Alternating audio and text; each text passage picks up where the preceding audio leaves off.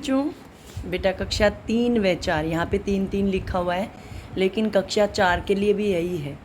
ये आपका है हिंदी में कार्यपत्रक दूसरा। हिंदी पढ़ रहे हैं हम सभी। ये है कार्यपत्रक दूसरा। देखो कार्यपत्रक 1 की वीडियो मैं बना चुकी हूँ, उसका लिंक डिस्क्रिप्शन में दे दूँगी। और दोनों वीडियो अलग अलग बना रही हूँ ताकि आपको अच्छे से समझ आ जाए। एक वीडियो काफ़ी बड़ी हो जाती बेटा, और समझाने के लिए मैं आपको अलग अलग वीडियो बना रही हूँ, ठीक है। एक बात और, ये बेटा आपकी NAS राष्ट्रीय उपलब्धि सर्वेक्षण जो है उसकी रिवीजन चल रही है, ठीक है। राष्ट्रीय उपलब्धि सर्वेक्षण का जो आपका पेपर होना है उसके लिए रिवीजन चल रही है। जैसे आपकी पेपरों की रिवीजन हुई थी ना, वैसे ही, ठीक है।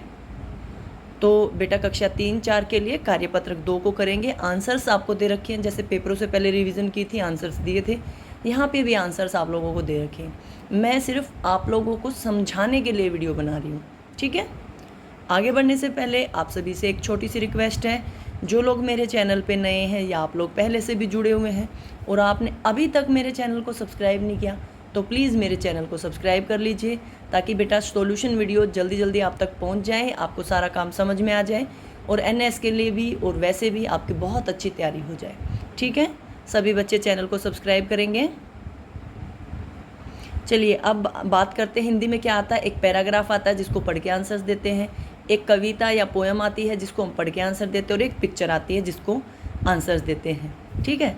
तो पहले हमारा अनुच्छेद है, इमली के पेड़ से तुम परिचित तो होगे। बात किसके बारे में हो रही है? इमली का पेड़। इमली का वृक्ष देश के सभी हिस्सों में पाया जाता है। ये कहाँ पाया जाता है? देश के लगभग सभी हिस्सों में। इसकी शाखाएं घनी होकर फैला हुआ छत्र बनाती है। छत्र जैसे राजा महाराजाओं का सिर पे मुकुट, मतलब छतरी होती है ना, वो पकड़ के हैं उनको बचाने के लिए, वैसा ही छत्र बनाते हैं, ठीक है। इसकी पत्तियां साल भर हरी बनी रहती है, मतलब इसकी जो पत्तियां हैं पूरे वर्ष हरी रहती हैं। इमली के फूल बहुत छोटे छोटे होते हैं और अप्रैल से जून तक खिलते हैं। इसके फूल छोटे होते हैं और कब खिलते हैं? अप्रैल से जून तक। फल फरवरी से अप्रैल यानी ठंड के मौसम में पकते हैं। जो इमली का पेड़ है उस पर जो फल लगते हैं वो पकते कब है? फरवरी से अप्रैल के मौसम में। फल के गूदे से चटनी तथा शरबत बनता है। अब इमली खट्टी होती है ना, उससे क्या क्या बनता है? चटनी, जिसको आप समोसे के साथ बहुत मज़े लेके खाते हो, और शरबत, ताकि शरीर को ठंडक मिले। इमली के बीज भी कई तरह के काम आते हैं। इमली के बीज भी बहुत ही अच्छे होते हैं, सेहत की दृष्टि से बहुत फ़ायदेमंद होते हैं, ठीक है। पहला पैराग्राफ हो गया। अब बात करते हैं प्रश्नों की। पहला है, इस गद्य खंड में किस वृक्ष की बात की गई है? इमली की। इमली के फूल कैसे होते हैं? छोटे छोटे। कैसे होते हैं? देखो ये रहा, छोटे छोटे।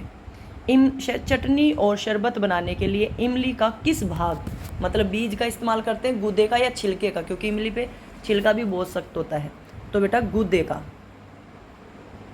इसकी शाखाएं घनी होकर फैला हुआ छत्र सा बनाती है। छत्र यानी छतरी मैंने बताई थी ना, जैसे राजा महाराजाओं के लिए छतरी पकड़ते थे, बड़ी सी, ठीक है, छतरी। आपको रेखांकित शब्द का मीनिंग बताना, छत्र यानी छतरी। इमली के विषय में कौन सी बात सही है? इमली के फूल सिर्फ मई में खिलते हैं, ये तो गलत है। इमली के फूल बहुत उपयोगी हैं, ये सही है। आगे भी देखते हैं। इमली का फल गर्मी में पकता है? नहीं, ठंड में पकता है। इसकी पत्तियां सूखी रहती हैं? नहीं, इसकी पत्तियां तो बेटा हर समय पूरे वर्ष हरी रहती हैं। अगला प्रश्न आपका कविता का है, ये कविता पढ़कर आपको आंसर देने हैं। हट कर बैठा चांद एक दिन, चांद यानी चांद एक दिन, हट जिद लगा ली। माता से यह बोला, अपनी मम्मी से बोला, सिलवा दो मुझे एक ऊन का मोटा सा झिंगोला। झिंगोला मतलब मेरे लिए ऊन का एक स्वेटर जैसा बनवा दो, सिलवा दो। सनसन चलती हवा रात भर, जाड़े से मरता हूँ। सनसन करती हूँ मतलब हवा की आवाज़ की बात हो रही है, सन सन करके हवा चलती है, और मुझे जाड़ा यानी ठंड लगती है। ठिठुर ठिठुर कर किसी तरह यात्रा पूरी करता हूँ। और मुझे ठिठुर मतलब बहुत अधिक ठंड लगती है तो ठिठुरते हैं ना, जिसमें दांत कपकपाने लग जाते हैं, ऐसे करते हैं। तो इसी किसी तरह अपनी यात्रा पूरा करता हूँ, मतलब जैसे चांद पूरी रात निकला रहता है ना, तो यात्रा पूरी कर रहा है। आसमान का सफ़र और ये मौसम जाड़े का, आसमान मतलब खुला आसमान खाली है ना बिल्कुल, उसमें ठंड ज़्यादा लगेगी। तो वो कह रहा है आसमान का सफ़र है, लंबा सफ़र, आसमान कितना मतलब बड़ा है, तो उसका सफ़र बहुत बड़ा है। और मौसम कैसा है, जाड़े का, ठंड का। न हो अगर तो ला दो कुर्ता कोई भाड़े का, अगर सिलवा नहीं सकती मम्मी तो आप मुझे किराए पे ला दो, भाड़े पे। जैसे कहते हैं ना कि कोई चीज़ की ज़रूरत हो तो किराए पे ले आते थोड़े समय के लिए, तो सिर्फ ठंड के मौसम के लिए कह रहा है कि आप मेरे लिए किराए पे ले आओ, भाड़े पे ले आओ, ठीक है। भाड़ा यानी किराया। अब प्रश्नों की बात कर लेते हैं। चांद माँ से किस बात की जिद कर रहा है, ऊन का कुर्ता सिलवाने की। पहली लाइन थी, एक ऊन का मोटा सा झिंगोला यानी ऊन का कुर्ता। चांद अपनी यात्रा किस तरह से पूरी करता है, ठिठुर ठिठुर कर, ठंड में, ठीक है। इस कविता में किस ऋतु की बात हो रही है, जाड़े की यानी सर्दी ऋतु की बात हो रही है। चांद माँ से झिंगोला सिलवाने की बात क्यों करता है, क्योंकि उसे बहुत ठंड लगती है, ठीक है, क्योंकि उसे बहुत ठंड लगती है। अगला बेटा, हट कर बैठा चांद एक दिन। हट यानी जिद, इसका मतलब क्या है इस लाइन का, कि चांद एक दिन जिद करके बैठ गया कि क्या चाहिए था उसका, ऊन का झिंगोला यानी कुर्ता। अगला बेटा, आपको चित्र देख के प्रश्नों के उत्तर देने हैं। देखो ये किसके बारे में है, सावधान, मच्छरों के बारे में है ये।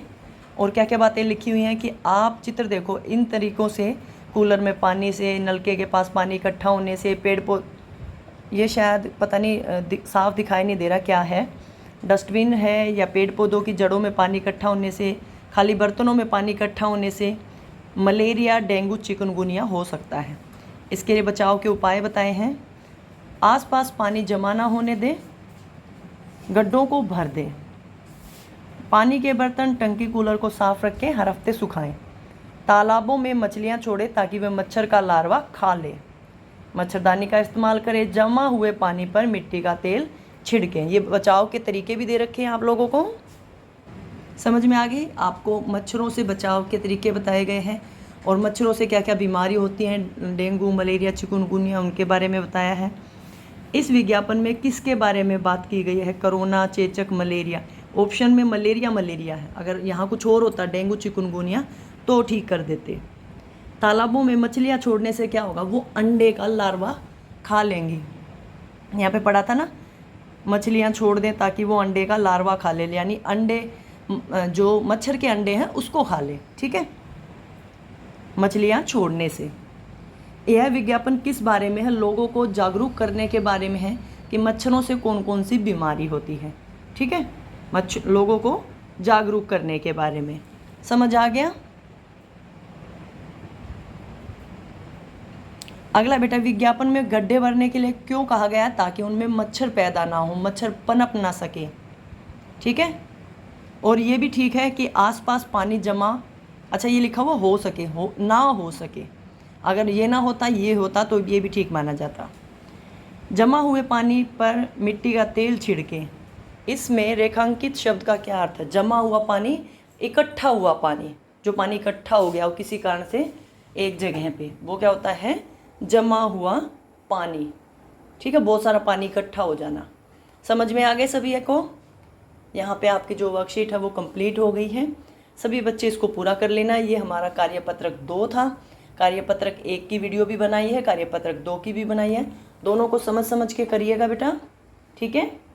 वीडियो अच्छी लगे तो लाइक कर देना, चैनल को सब्सक्राइब कर लेना। वीडियो देखने के लिए आपका बहुत बहुत धन्यवाद।